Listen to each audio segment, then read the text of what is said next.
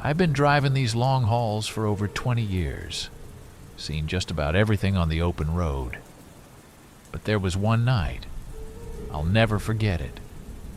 It was a real creepy one, man. The kind that makes the hairs on the back of your neck stand up.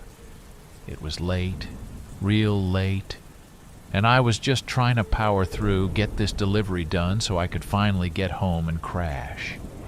The highway was empty, just me and the rig cruising through the darkness. I had the radio cranked, trying to stay awake, when suddenly something up ahead caught my eye. At first I thought it was just a busted down car or something, but as I got closer, my stomach dropped.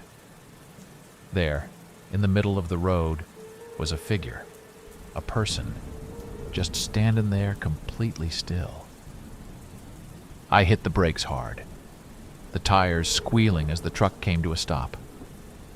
I sat there for a minute, staring out the windshield, trying to figure out what the hell was going on. Against my better judgment, I decided to check it out.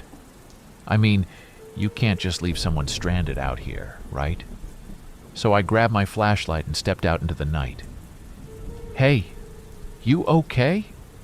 I called out, my voice echoing through the eerie silence. The figure didn't move, didn't even twitch. I edged closer, the beam of my flashlight cutting through the darkness. That's when I saw it. The person's face was completely blank. No expression whatsoever. It was like they weren't even there, just an empty shell. I felt a chill run down my spine, and I took a step back, my heart pounding in my chest. Suddenly, the figure jerked towards me, letting out a bone-chilling scream that made my blood run cold. I jumped back, fumbling for the truck door, but the thing was fast. It lunged at me, its hands reaching out like claws. I didn't even think, I just bolted. Ran like hell back to the rig, jumped in, and slammed the door behind me. I sat there, breathing hard, trying to process what the hell just happened. Whatever that thing was, it sure as hell wasn't human. I glanced in the rearview mirror, half expecting to see it chasing after me. But the road was empty, the figure nowhere to be seen. I let out a shaky breath, my hands trembling as I put the truck in gear and took off.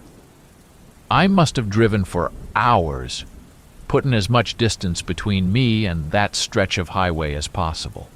Every noise, every shadow had me jumping out of my skin. I just kept thinking, what if that thing comes after me? What if it's waiting for me down the road? Finally, I spotted the lights of a small town up ahead. I let out a sigh of relief, pulling into the first gas station I could find. I practically fell out of the truck, my legs feeling like jelly. The attendant looked at me, kinda concerned. "You all right, buddy?" he asked. "You look like you seen a ghost." I shook my head, trying to catch my breath. "Man, you have no idea," I said. "I just had the craziest encounter out on the highway. This thing, I don't even know what it was, but it sure as hell wasn't human." The attendant just stared at me, eyebrows raised. "You're pulling my leg, right?" I held up my hands, deadly serious. "I swear it's the truth. I don't know what the hell that thing was, but I ain't going back that way. Not for all the money in the world." He shook his head, probably thinking I was losing it. But I didn't care. I knew what I saw, and it was the stuff of nightmares. I ended up calling the cops, trying to report what had happened. But of course, they just brushed it off, said I was probably just seeing things. Guess they don't get a lot of reports of creepy, inhuman figures standing in the middle of the road. I tried to put it out of my mind, focus on the job, but it wasn't easy. Every time I hit the highway, I couldn't help but glance in the rear view, half expecting to see that thing chasing me down.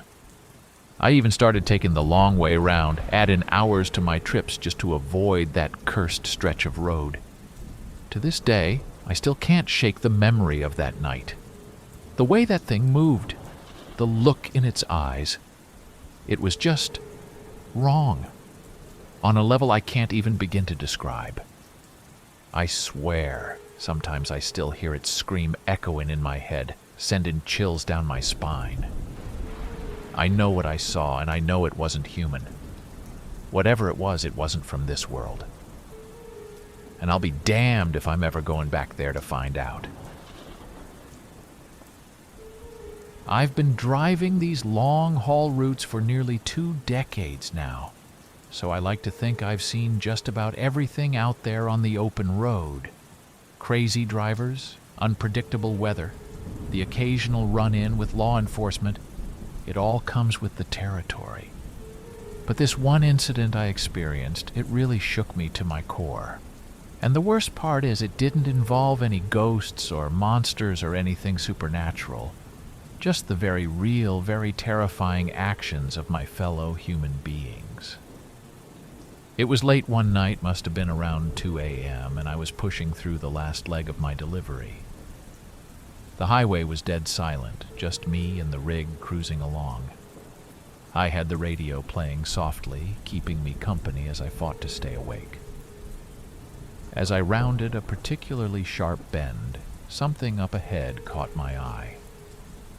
At first I thought it might be a stray animal or piece of debris in the road, but as I got closer, my blood ran cold. There in the middle of the highway was a car, or at least what was left of it. It was mangled beyond belief, the twisted metal and shattered glass a clear sign of a horrific collision. I immediately started slowing down, my heart pounding in my chest. "Oh, God," I muttered, my eyes scanning the scene for any sign of life. That's when I saw them. 2 figures, one crumpled on the ground, the other stumbling around aimlessly. I threw the truck into park and jumped out, rushing over to offer aid. As I got closer, I could see the first figure was a young woman, her clothes soaked in blood. She was unconscious, her breathing shallow and labored. The other figure, a man, was staggering around in a daze, clutching his head. "Hey, are you all right?" I called out, my voice laced with urgency. "What happened?" The man looked up at me, his eyes wild and unfocused. We were run off the road," he slurred, his words barely coherent. They just came out of nowhere and..." He trailed off, wincing in pain. I didn't hesitate, quickly pulling out my cell phone to call for help. But to my dismay, there was no signal. Of course, in the middle of nowhere when I needed it most. I cursed under my breath, quickly assessing the situation. The woman needed medical attention, and fast. I had to get her to a hospital, but how? I couldn't just leave the man here, and I couldn't possibly move the woman on my own. "All right, listen," I said, placing a hand on the man's shoulder. "I'm gonna go try and find help, okay? Just stay with her, keep pressure on that wound. I'll be back as soon as I can." He nodded weakly, his eyes already starting to droop. I gave the woman's hand a gentle squeeze, then turned and sprinted back to my truck. I had to find the nearest town, get emergency services out here immediately. As I sped down the highway, my mind raced with 1,000 horrific scenarios. What if the people who did this were still out there, waiting to strike again? What if the woman didn't make it? The guilt and fear were overwhelming, and I felt my hands trembling on the steering wheel. Finally, after what felt like an eternity, I spotted the faint glow of streetlights in the distance. I let out a shaky breath, pressing the accelerator to the floor. But as I approached the town, something felt off. There were no cars on the road, no lights in the windows. It was dead silent, like a ghost town. I slowed the truck to a crawl, my eyes scanning the empty streets. That's when I saw it. A body lying motionless in the middle of the intersection. I slammed on the brakes, my heart pounding in my chest. "What the hell?" I whispered, staring in horror at the lifeless form. I sat there for a moment, my mind racing. Should I go check it out? What if it was a trap? Every instinct told me to turn around and get the hell out of there. but I knew I couldn't just abandon the woman and the man back on the highway. With a deep breath, I stepped out of the truck, my legs shaking slightly. I approached the body cautiously, the beam of my flashlight cutting through the darkness. As I got closer, I felt my stomach twist into knots. It was a man. His throat is, his lifeless eyes staring blankly at the sky. I took a step back, my hand flying to my mouth to stifle a cry of horror. What the hell was going on in this town? I didn't dare linger, quickly turning and sprinting back to the truck. I had to get out of there, had to find help somewhere else. As I peeled out, I couldn't shake the feeling that I was being watched. I drove for what felt like hours, my heart pounding in my chest the entire time. Finally, I spotted the lights of a larger city up ahead, and I let out a shaky breath of relief. I pulled into the first police station I could find, stumbling out of the truck and practically falling through the front doors.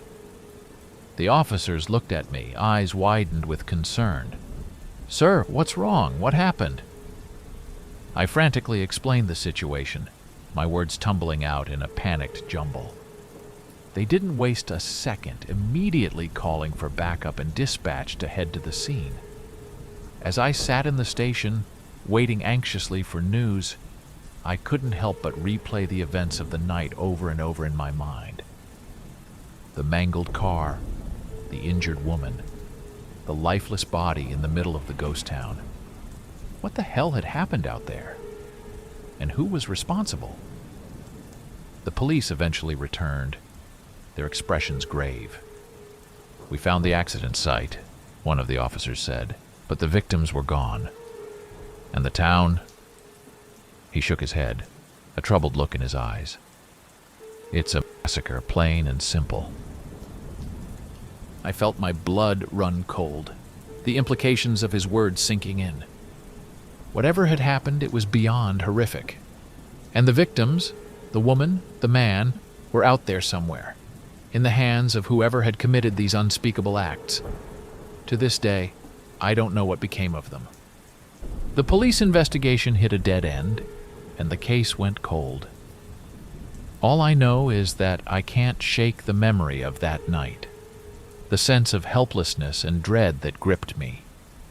I still drive those long haul routes, but I avoid that stretch of highway like the plague. Something about it, it just feels wrong. And every time I pass by, I can't help but wonder, what if I had gotten there sooner? What if I had been able to do more? Thank you for watching. If you found these stories gripping, don't forget to subscribe for more spine-tingling content. For another hair-raising tale, check out our suggested video. And if you're hungry for more eerie encounters, dive into our playlist featuring similar chilling narratives.